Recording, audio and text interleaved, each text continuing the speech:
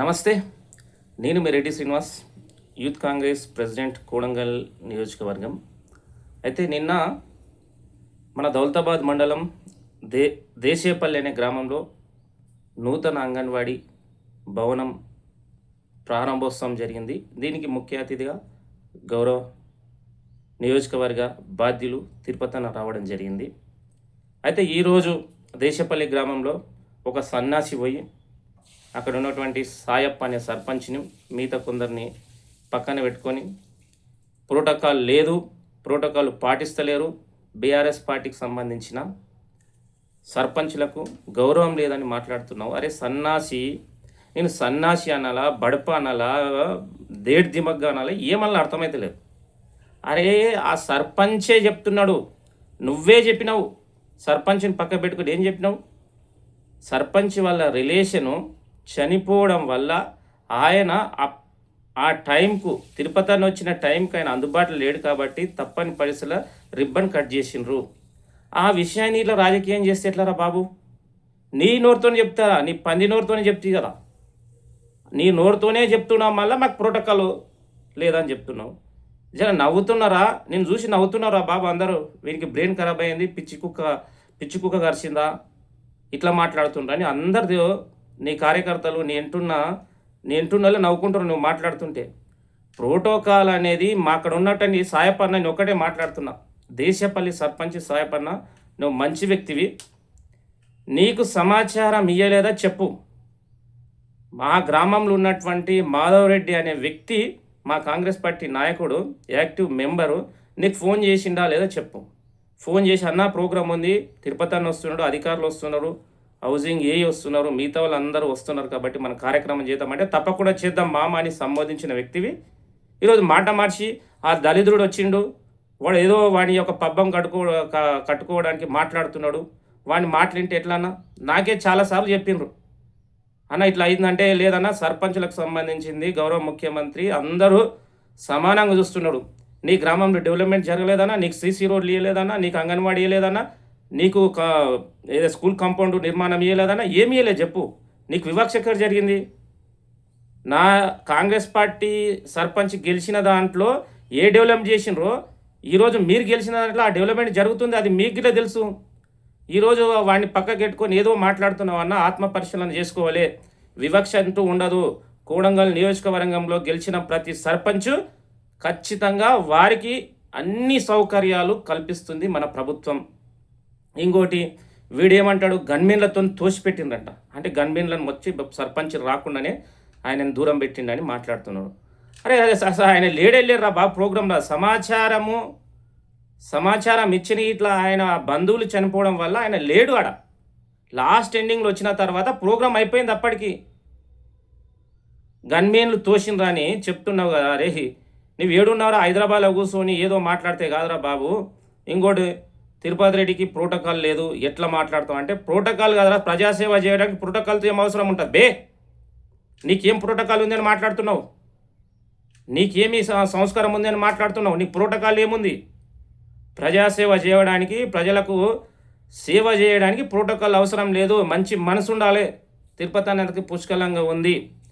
నీలాగా గారెడు మాటలు చెప్పరు. నువ్వారా తిరుపతి అన్నను ఉద్దేశించి పెద్ద పెద్ద మాటలు మాట్లాడుతావు? ఆకాశం మీద ఉమ్మితే ఏమవుతుందిరా భయ్? నీ మీనే పడుతుంది. నీ స్థాయికి తిరుపతి అన్న స్థాయికి అసలుకి పొంతనుందారా భయ్? నక్కకు నాగలోకానికి ఉన్నంత తేడా ఉంది. ఆయన మీద నీవు కుక్కలాగా ఎంత ఒర్లినా నీ జొల్లే గారుతుంది, నీ జొల్లు గారుతుంది, నీ యొక్క శరీరం మీద పడుతుంది. 10 మంది వచ్చి ఉమ్ముస్తారు, ఈయలు వచ్చి వాళ్తాయి దాని మీద. ఇంకోటి ఏమంటావు, ముదిరాజులని అణచివేస్తున్నాడు తిరుపతి రెడ్డి అని. ఇక సిగ్గుశరం ఉండాలి ముదిరాజులని అణచివేస్తుండంటే. మీ ప్రభుత్వం రా బాబు ముదిరాజులని అన్యాయం చేసింది 10 ఏళ్ళు. ముదిరాజులకు అనేక అవకాశాలు ఇస్తాని మోసం చేసింది. కనీసం ఒక ఎమ్మెల్యే టికెట్ ఇవ్వలేదు, ఒక ఎంపీ టికెట్ ఇవ్వలేదు. బీసీడీఏ అనేది మోసపూరితమైన ప్రకటన. ఇదే కోడంగల్ నియోజకవర్గంలో ఎంతమందికి అవకాశం రాలేదు రాబాయ్? అదే 33 దౌలతాబాద్ మండలంలో 33 గ్రామ పంచాయతీలు ఉంటే అందులో దాదాపు 13 మంది ముదిరాజులే గెలిచిండ్రు. ముదిరాజులకు బీఫామ్ ఇచ్చింది కాంగ్రెస్ పార్టీ, రేవంత్ రెడ్డి కాదా, తిరుపతి రెడ్డి గారు కాదా? ఇట్లా అబండాలు మాట్లాడుతుంది. నీ యొక్క ఊర్లరా భయ్, నీ ఊర్లోనే ఒక సర్పంచ్ గెలిచింది ఒక ముదిరాజు. నేను మాట్లాడుతున్న వ్యక్తి ముదిరాజు.